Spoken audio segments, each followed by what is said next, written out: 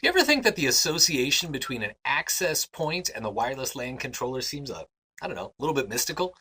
Let's break this down and talk about what's really going on as the CAPWAP protocol functions to allow an access point to become bonded to and joined to the wireless LAN controller's configuration environment. So it starts off with an access point booting up, pretty easy. And then it's going to discover the wireless LAN controller. How does it do that?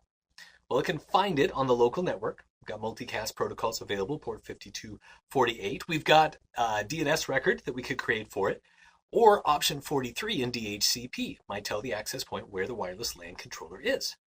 All right, so once it's discovered it, then it will connect to it and set up a secure datagram transport layer security, DTLS association.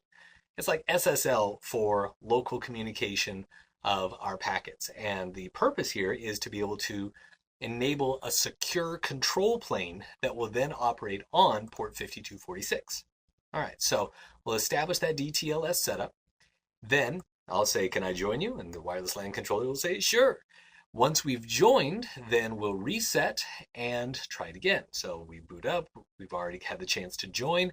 So now when I connect, the wireless LAN controller says, oh, you know what you need? You need an updated image. So one of the great things about this is that the access point images can be updated by the wireless LAN controller for consistency across the network.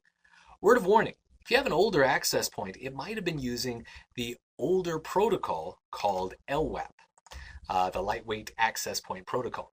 That protocol operates at port 12222 and 12223 rather than the current 5246 and 47.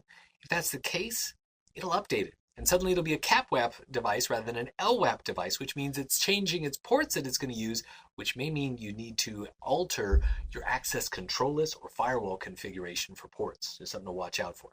So the image actually updates on the device. We reset again, and then we can get configurations. Now we're actually, here are the SSIDs that I want you to have. Here are the channels that you should operate at, right? All of those configuration settings can now be pushed down to the access point because we've got our association, we've got our image, we're up to date. Now we're ready for the configuration, and then we're ready to start running and connecting to clients. So once we're fully configured, we'll accept clients, and now the clients can connect to the access point. The access point will have the data tunnel that's associated on port 5247, which then allows them to access the rest of the network. Life is good, all right? And again, all according to the policies defined by the wireless LAN controller.